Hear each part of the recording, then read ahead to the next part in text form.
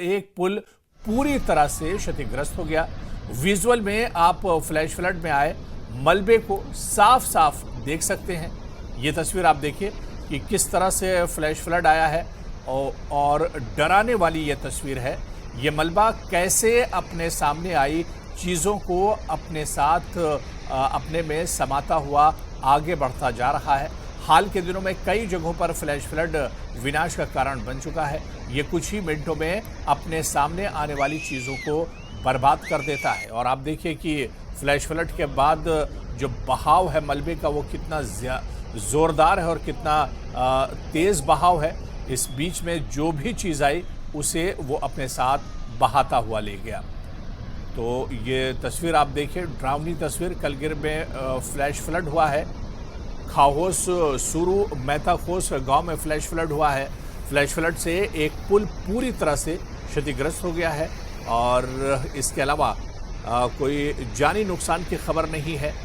लेकिन आप देखिए, दरअसल ये एक मैदानी इलाका था जहां से एक नाला गुजर रहा था और वहीं पर अचानक फ्लैश फ्लड हुआ है। और उसके बाद आप देखिए दरिया में किस तरह से बहाव में तेज़ी आई है और इस बीच जो कुछ इस पानी के सामने आया वो अपने साथ उसे बहा कर ले गया।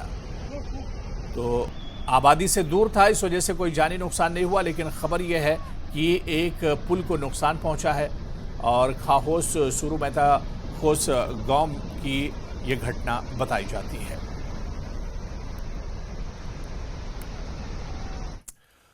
आगे बढ़ेंगे। पाकिस्तान के सेना अध्यक्ष आसिम मुनीर और पाकिस्तान के पूर्व विदेश मंत्री बिलावल भुट्टो की गीदड़ भभकी के बाद अब वहां के प्रधानमंत्री शहबाज शरीफ ने भी गीदड़ भभकी दी है।